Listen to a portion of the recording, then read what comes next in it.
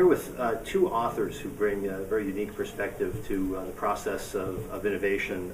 Brad Solis, author of Liquid Leadership, and Brian Matamore, the author of Idea Stormers. Gentlemen, could you each share a brief thumbnail about the perspective you come at from on the topic of innovation? What do you bring to the table of innovation?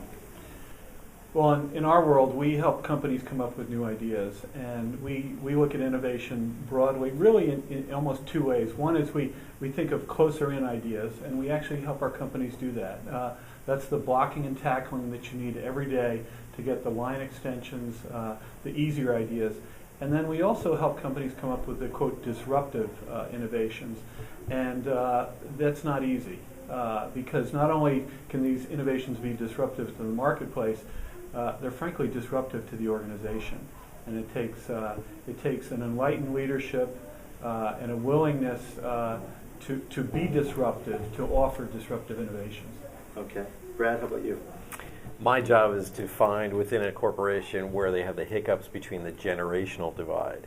And a lot of companies that I work with, you will see the older and wiser baby boomer kind of dictating the same rules that they had from 1977 on a new generation that was raised to collaborate, raised to innovate, and has had hundreds of software updates since they were children. So they're operating in a very, very different paradigm and constantly looking for applications or apps, as they call them, to eliminate a particular job or maybe even make their job easier.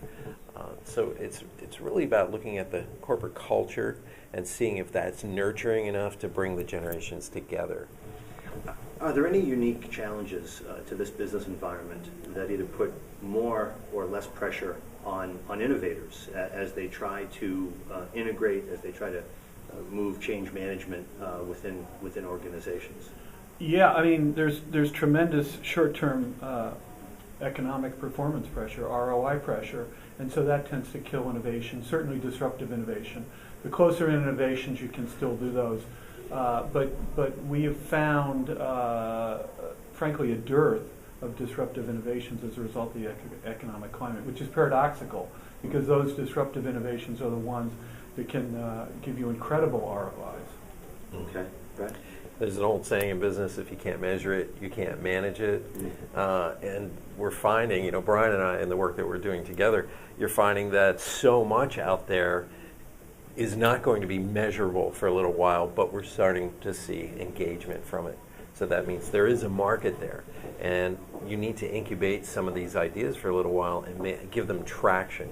And I think the greatest resistance is a lot of times when a larger corporation or somebody's been entrenched with the value systems that have worked since the day they built their company from the ground up. And if it worked for my generation, why isn't it working for this generation? And we're here to tell you, look at the amount of innovation, the results, the technology that's come about in the last 5 years that did not exist 5 years ago. Okay. What is the process behind selecting the right business partners? How do you look for those people who are of like mind, or those people who can help you achieve the kind of disruptive innovation that you've both talked about? What are the common ingredients, the chemistry, even as the two of you engage here at the World Innovation Forum? How do you know you have the right partner or the right advocate, the right person who can help you realize your disruptive dreams? Well, in our case, we're an innovation agency, so we're constantly looking for partners that can help our clients innovate more successfully. And so there's social media components, their packaging components, their launch components, activation, PR, promotion. So we are constantly looking to partner with those institutions and entities that can help our clients do a better job of succeeding in innovation. And this is talent-driven. Yeah, we all have different processes. There's some science to our art, but it's tremendously talent-driven. So at the end of the day, we are looking for talent. Okay. I like what you said. There's science behind the art. Yeah. That's a good one. And a lot of people are probably sitting there going, what did he just say? It really, for me, it's is there synergy there? And I know that's a buzzword that has been overused, but I like to look for people that have the complete opposite skill set of me. Mm-hmm. Because I can tell you, every single business. You name a business, I can tell you how it's being impacted by technology, generational changes, or behavioral influences that came from technology. And so it's probably the best thing in the world for me to run into Brian and start working with him, because I can help his clients immensely, and he can help mine as well. You know, and there is such talent out there in organizations. There's a tremendous talent available to the organization, and what's getting in the way in a lot of cases is the structure. And so that's what's attracted me about working with Brad, is that we might be able to get some of this newer talent, this naive points of view that's so wonderful and effective for creating truly disruptive things.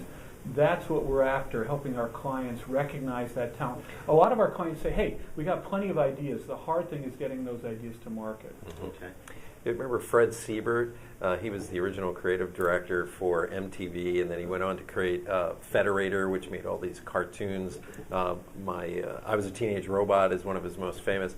He said, and I love this quote, Fred Siebert said, "My best advisors are under 30. Okay. We've heard a lot about engaging customers and prospects in the process of innovation, but I'm wondering at the executive level, how your clients, how your teams select the voices to invest in and sort the voices that might become distractions or might be low value or might be leading you away from innovation. How do you sort the investments of resources and time and effort into the voices that support innovation versus those voices that would distract and push your focus away or in the wrong direction? Yeah, it's a great question, because you want to make sure you're talking to the right people with the right ideas, what I'm really hearing you say. And in the work that we do a tremendous amount of both social media research and qualitative research, because we go back and forth to make sure we have the right product, the right message, the right benefits for the right people. And so the short answer is it's a tremendous amount of work. Okay. It is. During the dot-com boom of the 90s, I took the very first dot-com company public on NASDAQ.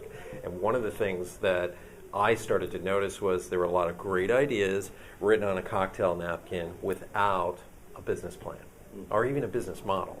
So it's really, if you can look around for that creative individual that has a great idea that you could see needs the business plan, or somebody with a solid business idea that needs a little bit more oomph, a little bit more excitement in that. That's where Brian comes in, where you punch it up a notch.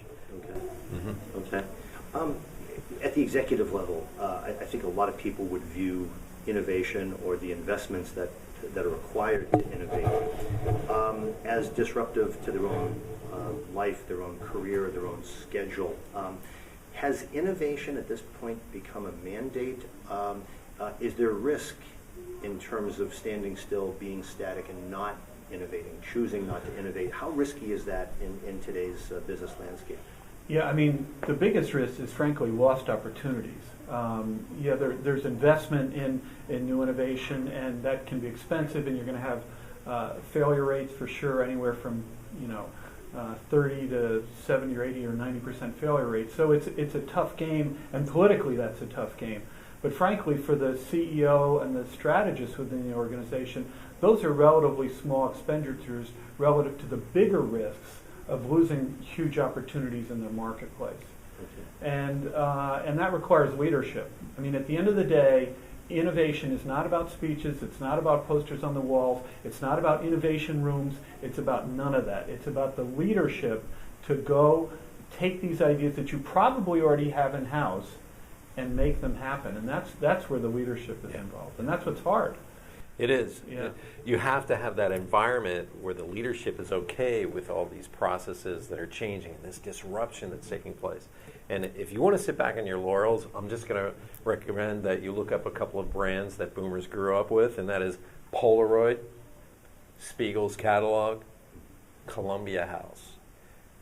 They did not keep pace with the changing climate, the changing structure, the changing technology. And most importantly, they didn't keep pace with a changing customer.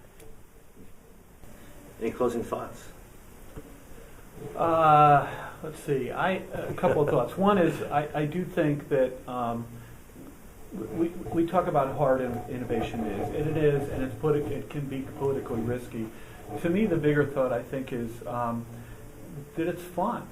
And at the end of the day, I was doing some work with Con Ed, and I went around and I talked to like 20 of their different online guys out on the streets, and every single one of them said to me, the thing I'm most proud of is something I did that had never been done before. And so my message and thought, it's really, it's politically risky, but at the end of the day, it's also a heck of a lot of fun. And at the end of the life, you will be glad you did it. But this ties into what Brian said. They've done a lot of polls, and they've asked employees what they are proud of most or what they want most from a corporation. And almost everyone says, regardless of generation, they want to know that the company appreciates their contribution. It wasn't money. It wasn't a bonus or a gift. Appreciation was the number one answer of what they wanted. So you give them that, show appreciation, listen to that talent that you already have, whether it's at the bottom of the organization or mid-level or even at the top. Get that talent to tap in and engage and give you some of their ideas. I think it makes for a much more dynamic, exciting corporate experience. And I think it's going to transform companies in the future. Terrific. Brad Solis, Brian Matamor, thanks for your time and your perspective. Thank you so much. Thanks.